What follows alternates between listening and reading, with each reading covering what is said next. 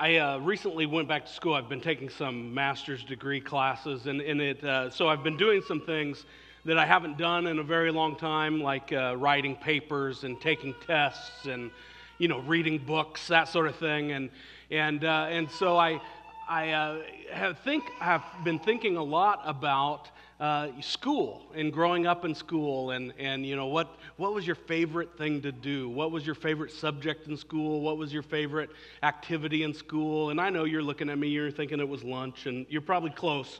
But do you remember show and tell?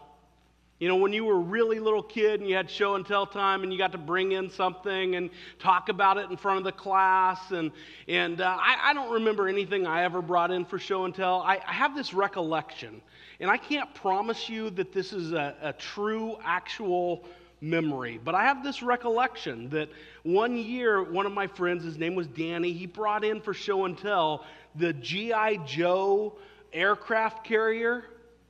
Now, there's nothing especially interesting about a kid in elementary school bringing in one of their favorite toys for show and tell. I suppose that's maybe why teachers are a little reluctant to do it. It kind of deteriorates into, hey, I have this and you have that. But the G.I. Joe aircraft carrier was like 6 feet long.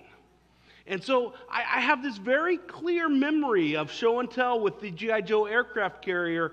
I'm just wondering how 8-year-old Danny brought in this 6-foot aircraft carrier for show and tell. That's the mystery that has perplexed me this last week. And as I thought about that, I thought, I wonder if they still do show and tell in school. And so I just looked it up, and I found some responses from teachers talking about some of the more interesting show and tell things that the kids have brought in. And there were all sorts of things. There were lots of stories about caterpillars escaping and bugs everywhere and that sort of thing. But a few of the more interesting ones I wanted to share with you. One teacher said that a little girl brought in an avocado. Now, there's nothing especially interesting about an avocado, but this little girl started her presentation by saying, hello, my name is Sally, and everyone, this is my avocado. It is very special to me. Right? An avocado, evidently very special to this little girl. Or another kid brought in a bag. Now everything has, I remember show and tell being a free-for-all. You just bring in anything. And now often they studying the letter C. So everybody bring in something that begins with the letter C for show and tell. And this kid brought in a Ziploc baggie of celery salt because it begins with the letter C. And again, nothing especially interesting about celery salt, but one of the other kids in class got very excited and said, I know what that is. My mom and dad smoke it. Maybe just one of those moments when you have to move on to the next presentation in class. Finally, this last story comes not from a teacher, but from a mother who said when their kids were little, their son was 6 years old and their daughter was 3 years old, and they had a nanny or a babysitter that they used quite often while mom and dad left early for work. And so one day, the babysitter decided to have the brother walk himself to school. So this has to be a while ago, right? Because 6-year-old walking themselves to school. But it takes off for school, and mom said she received a phone call from the school office. And her daughter's name, we'll say, is Julie. And mom said the school office called and said, we have Julie here in the school office. And mom said, well, no. Julie is 3 years old. She doesn't go to school. And the receptionist said, we know.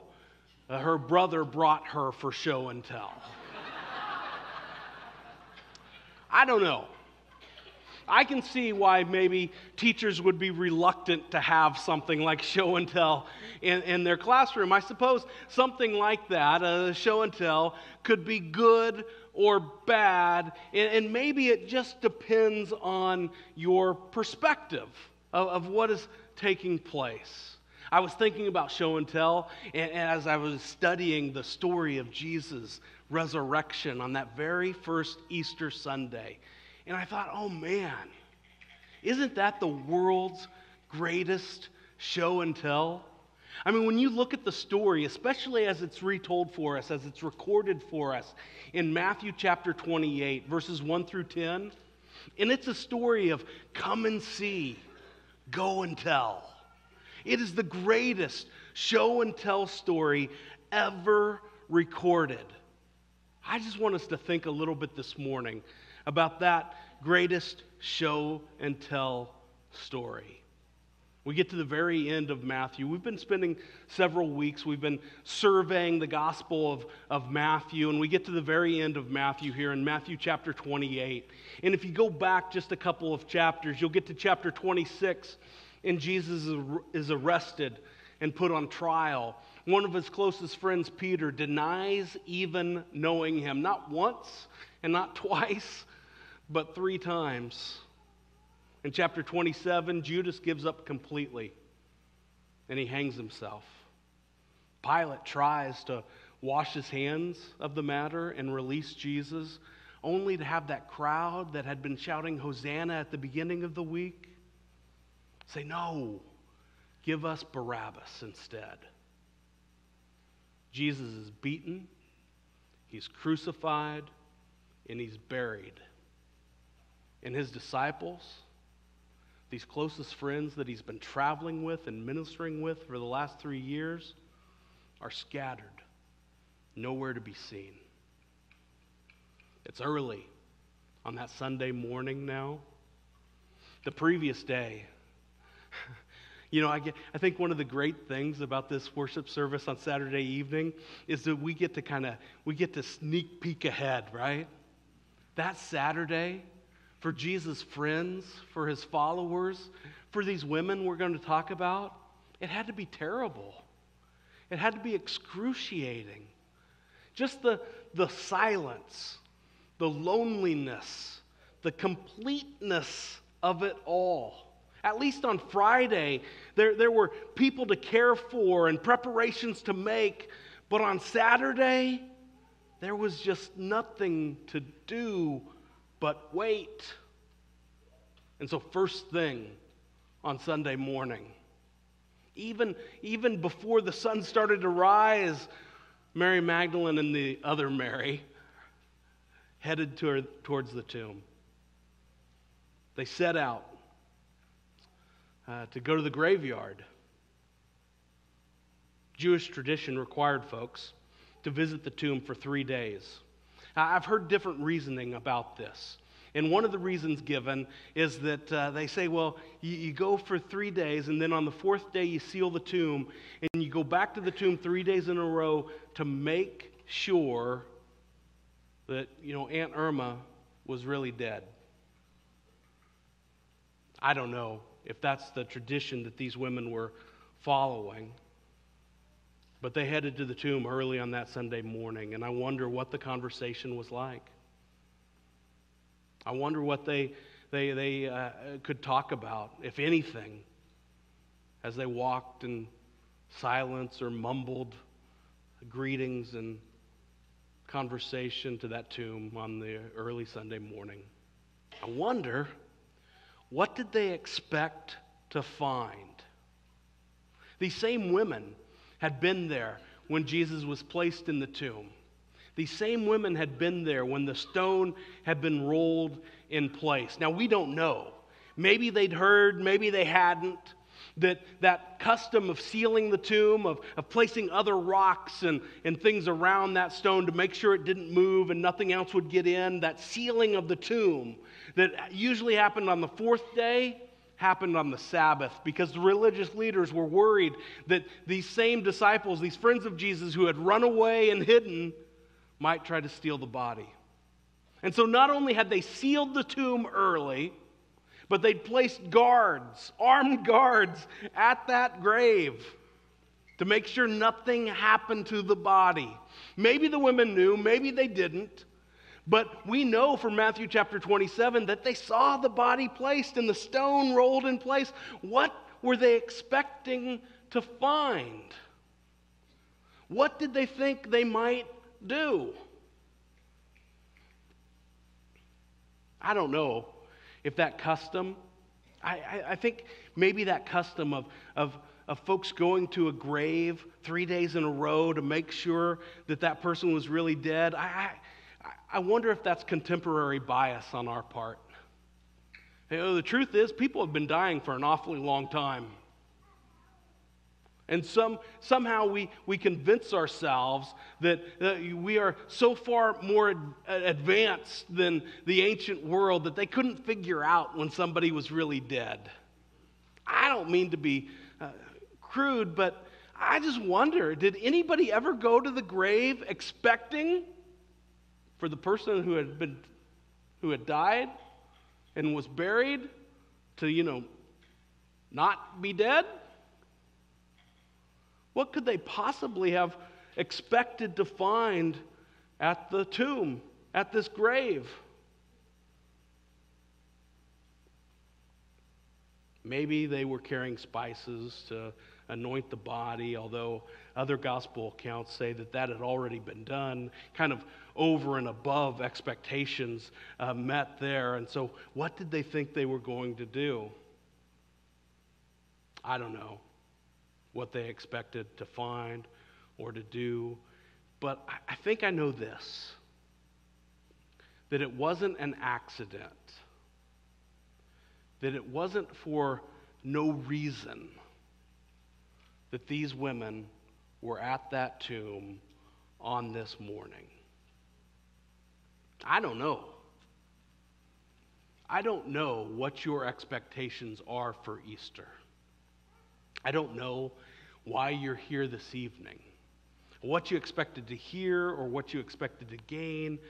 I don't know what your expectations are for Easter, but I guess I do believe this, that you're not here by accident, that you're not here for no reason this evening. As we just think about those women on their way to the tomb, it raises this question number one for us. What are your Easter expectations? Matthew chapter 28, verse 1 says, "Now after the Sabbath, toward the dawn of the first day of the week, Mary Magdalene and the other Mary went to see the tomb." All of a sudden, these guards who had been positioned there, they couldn't find their footing.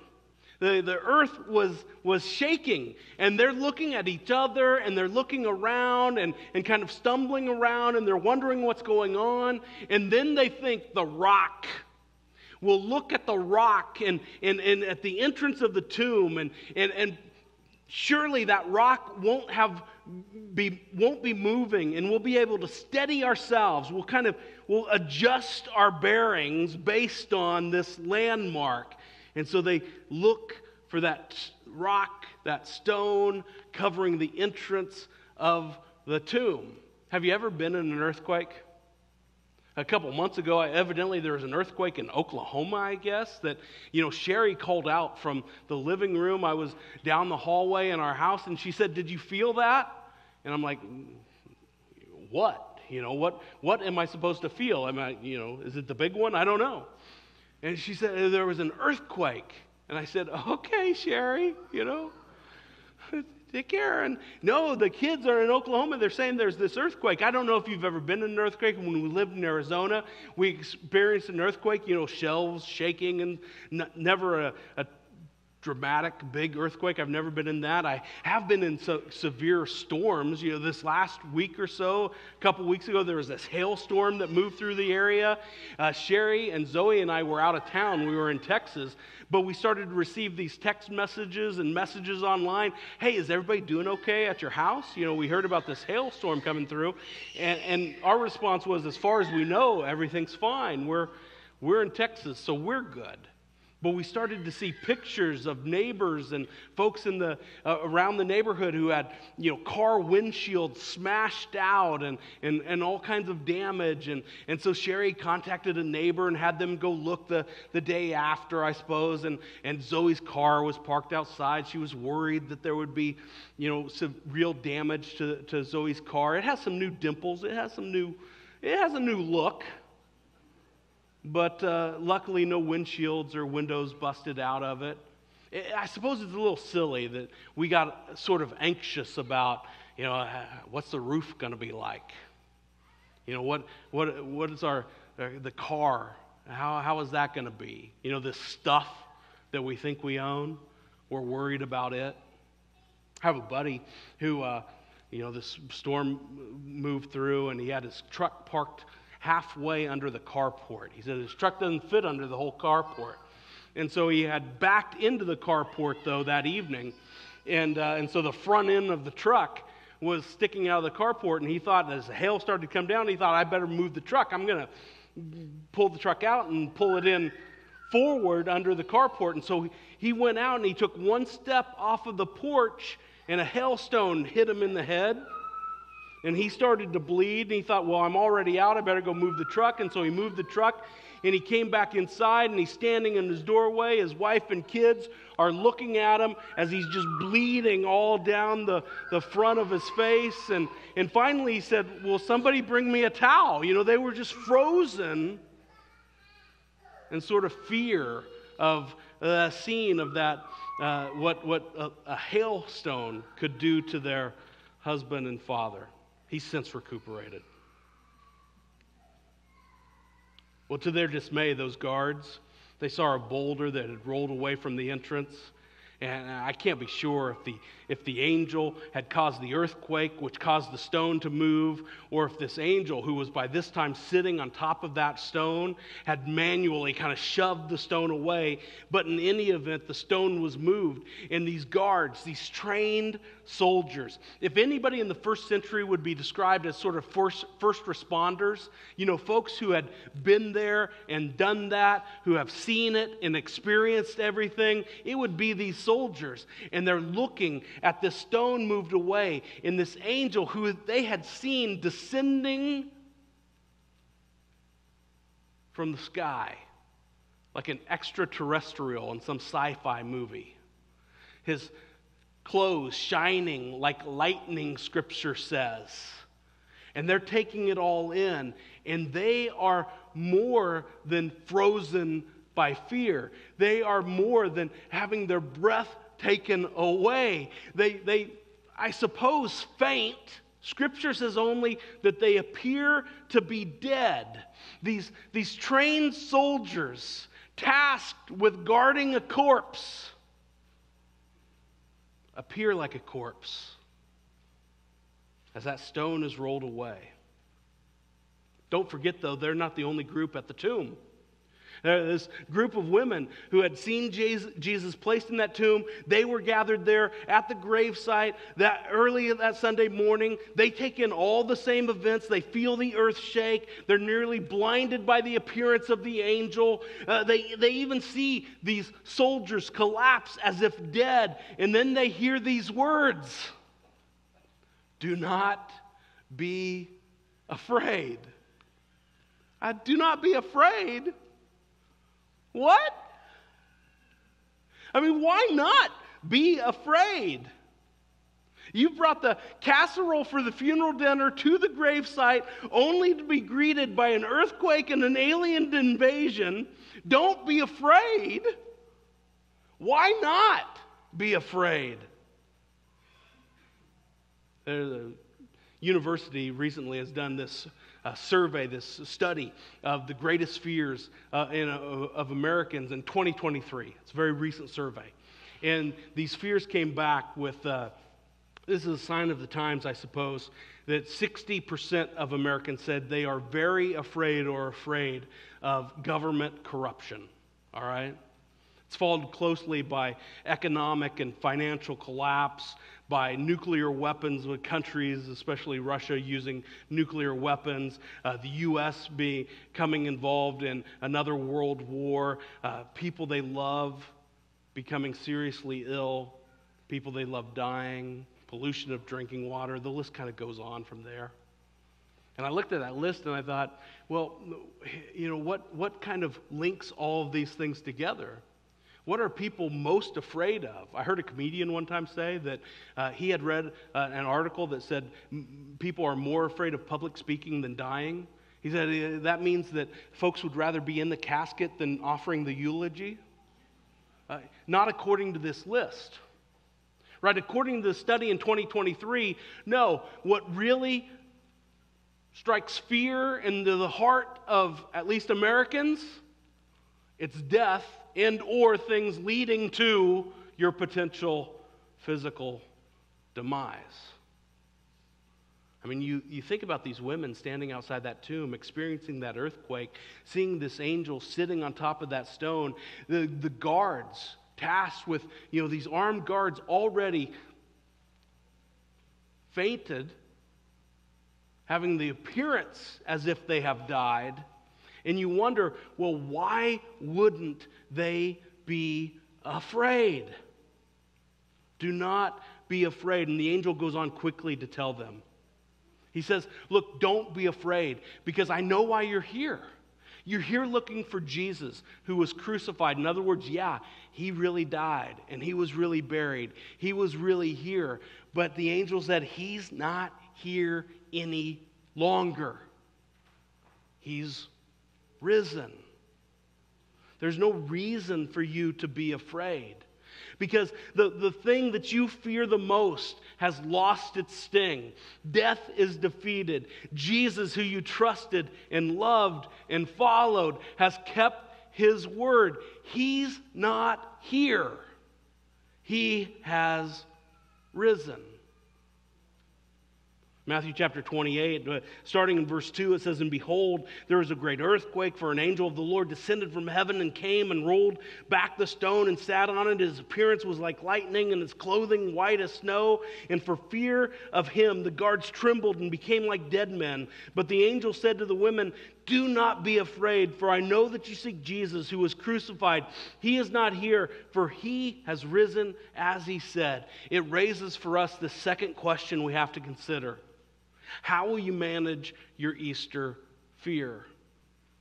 The angel, though, wasn't done. He had more instructions for the women. He had more things to tell the women. First, don't be afraid. Then come and see the tomb is empty. And finally, go and tell the men who are off hiding somewhere and let them know everything you've seen. It's the perfect time for instructions, isn't it?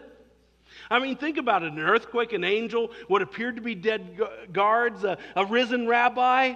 Now listen carefully to what I need you to do. It's a perfect time for instructions. Last week, my son Clayton and I went to the NCAA National Wrestling Championships. They were in Kansas City this year. And we got really good seats. It was the second from the last row in the T-Mobile Center, this giant arena. And we're sitting by these crazy Penn State fans. That's just for my buddy. But we're really sitting by Penn State fans. And I posted on Facebook, I want to see if people coach from the second to last row in the arena. And sure enough, these guys start wrestling, and this Penn State fan sitting a couple seats away from me starts yelling, "Cradle!" I'm like, is that what that is? I don't know. That's what you think this guy a million miles away is going to hear you? This is not a good time to offer instruction. And I have to suppose that as the women experience everything in that scene outside of that tomb, and the angel says, "Do not be afraid," and then he wants to offer some instructions. This is what I want you to do next. And I wonder how anything gets through, but it does. Because he said, look, this Jesus who was crucified, he's risen, he's not here. Come and look and come into the tomb and see where he was, but he's not here anymore. And now I want you to go, and I want you to tell his disciples everything you've seen. And they take off from the tomb.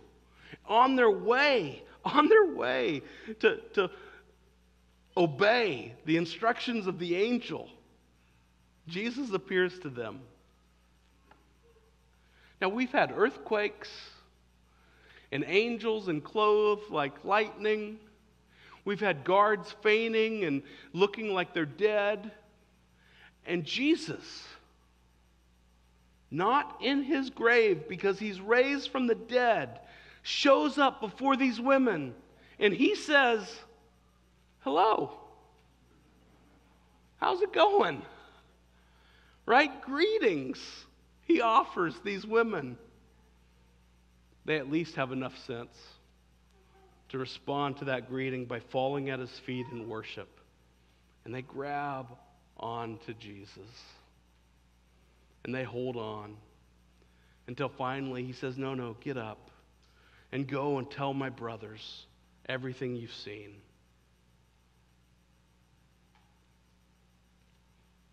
The end of our story here, wrapping up through the end of verse 10, come and see the place where he lay, then go quickly and tell his disciples that he has risen from the dead, and behold, he's going before you to Galilee. There you will see him. See, I have told you. So they departed quickly from the tomb with fear and great joy and ran to tell his disciples. And behold, Jesus met them and said, Greetings. And they came up and took hold of his feet and worshipped him. Then Jesus said to them, Do not be afraid. Go and tell my brothers to go to Galilee, and there they will see me. Everyone who encountered that empty tomb had to decide how they would respond to it. The soldiers, they'd faint, and then they'd go off and lie about what they had seen in response to the empty tomb. The women would obey, worship, and tell others about what they saw. Every one of us comes to this last question for us to consider this evening. How will you respond to Easter? What will you do with this story of the resurrected Jesus? How will you respond to him? Those women hurry off, and I love how Jesus instructs them. I need you to go quickly. Go quickly and tell my brothers. Right? The angel had said, come and see. And Jesus said, go quickly and tell my brothers. We need to courageously and decisively come and see and go and tell. One of the things we do in church, it's not so great, we tend to clean things up. You know, you think about Sunday school stories, like Noah's Ark. I mean, we decorate kids' rooms with pictures of Noah's Ark. You know, all the animals are smiling, Noah's happy. We clean things up. You consider the story of Noah's Ark, and it's not a happy-go-lucky kind of story. We do the same thing with the cross, don't we? We wear gold crosses around our necks. We have crosses in our sanctuaries, our places of worship. We tend to polish them and clean them up. I think we do the same thing with the Easter story. We tend to clean it up. Now, if we want to really consider it, though, and how we'll respond, we have to deal with the fact that sometimes Easter makes things uncomfortable. Right? I found a few pictures. A long time ago when I was in college, I worked as a Santa Claus mall one Christmas season. So I feel for these guys dressed up as the Easter Bunny. I think we have some pictures of these. Do we have those? Yeah, it's just scary, kind of. The next one here, and that's kind of Batman, the Joker, kind of Easter Bunny. The next one, he's handing out letters with cutout letters from magazines to every kid he encounters. And finally, we have one more, and this one is just kind of serial killer Easter Bunny, and I don't know what's going on. It's scary kind of stuff, and truly when we think about Easter, there can't be a resurrection without a crucifixion. There's a lot of hard stuff that precipitates Easter. And sometimes our response to Easter is going to accompany some just difficult things. And we have to decide, are we courageous enough to decisively come and see and go and tell? How do we respond to Easter. For some of us, I suppose, that means accepting that angel's invitation. Some of us, maybe even tonight, we need to investigate the facts. We need to study the story. We need to determine is the best answer for that empty tomb that Jesus is raised from the dead. And so maybe for some of us, that's picking up a book like Lee Strobel's The Case for Christ or Tim Keller's The Reason for God. Or maybe for some of us, that's getting, and this is an even better suggestion, I think, getting in a small group with other believers, hopefully with believers who are maybe just a little ahead of where we are, who can kind of lead us and guide us and share their experience. I often have meetings on Tuesday nights, and it just so happens that one of our men's groups meets on Tuesday nights, and so I will walk through and say hello to those guys all the time, and I walk through that group often and say hello, and I'll peek my head in the room where they're meeting, and I will see just this wide array of men from all kinds of different backgrounds, all kinds of different ages. There are guys in that room from just very different seasons of life. And I wonder sometimes, how does this work?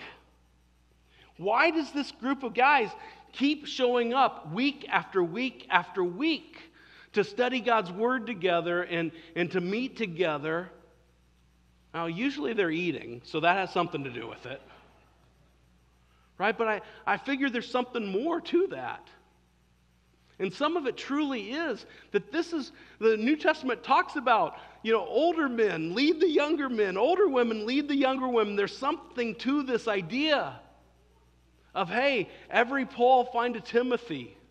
Every one of us look for somebody just a little bit ahead of us. If you have questions about following Jesus, I have resources I can offer you. But the best resources I have to offer you are sitting next to you in these rows. And I would just encourage you to find a small group to participate in and build relationships with other believers and study God's Word together.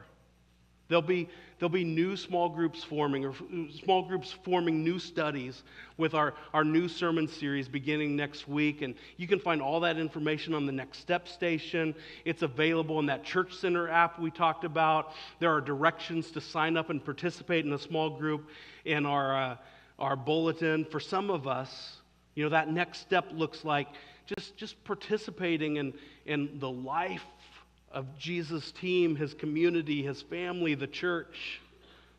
Courageously and decisively come and see so that you can go and tell. For some of us, we need to respond to Easter by declaring that the resurrection is true. Maybe you've come to that place where you say, yeah, I think the best answer for that empty tomb is a raised Jesus. And if that's true, it has to change us. We have to say yes to him. We've talked about in the series that, we've talked about in this series that 66% of Americans believe in the resurrection of Jesus. And then numbers for folks who attend church or participate in ministry or give or serve, those numbers fall off into the 30s and 20s and below. It's why this sermon isn't filled with apologetics of why you can trust the resurrection is true. Most of us believe it. We just need to decide, do we really believe what we believe is true? Will we go forward? And for some of us, that means beginning this relationship with Jesus and announcing to the world that we believe he's raised from the dead, saying yes to him for the first time in baptism. Tonight, if you need to say yes to Jesus in baptism for the first time, I want you to just write the word baptism, or baptize. We'll get the idea. Either one. On that welcome home card. All right, you can drop it in the wooden box. I'm going to talk to you this week about taking that step. But I'm going to tell you in just a minute to courageously and decisively come and see so you can go and tell. And so we have a baptismal. We'll fill it tonight if you want to do that. Right? You come see me, we'll do that. Courageously and decisively come and see so you can go and tell.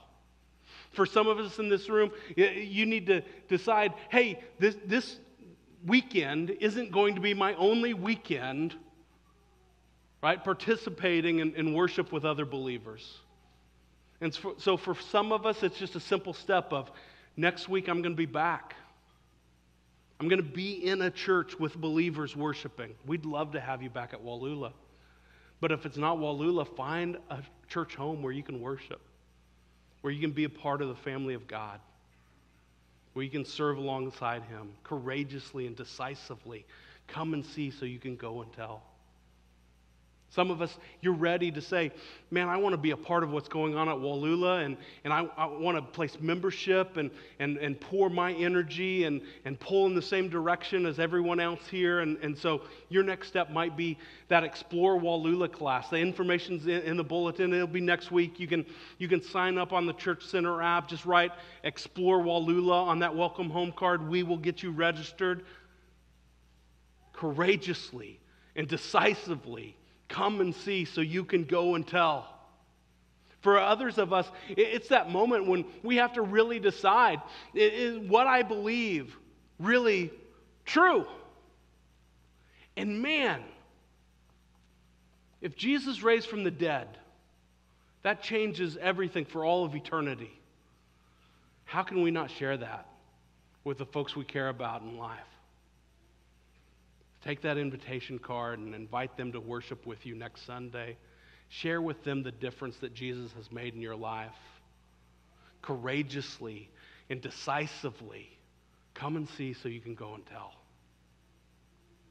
Read the story about a storm that swept through Portland this last year, and it was a blizzard, and there were high winds, and these winds knocked over power lines. And this young lady, an 18-year-old young lady by the name of Maya, was watching the storm out her window, and she saw a power line go down, and it fell on top of an SUV across the street. And this family across the street was evidently trying to get into leave the house.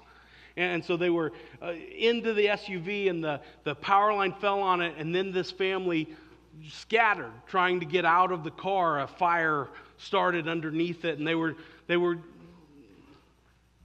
trying to escape.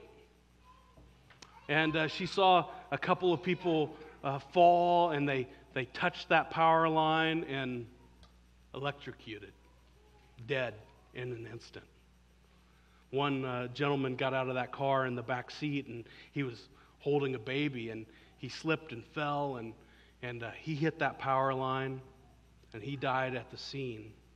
She was watching, and as she called 911, she saw that baby's head move. And so as she was talking on 911, she ran down the stairs of her home, and she ran across the street, and she picked up that baby and carried it off to safety. You know, as first responders arrived, they said, how could you do that? She said, I wasn't worried about being electrocuted. I was thinking, I need to grab this baby. Portland Fire and Rescue spokesperson Rick Graves said the agency was thankful for her help and brave actions, and that later she told her officials, I just did what any sane person would do. If Jesus is raised from the grave, let's do what any sane person would do. Courageously and decisively come and see so that we can go and tell. Let's stand and worship Him.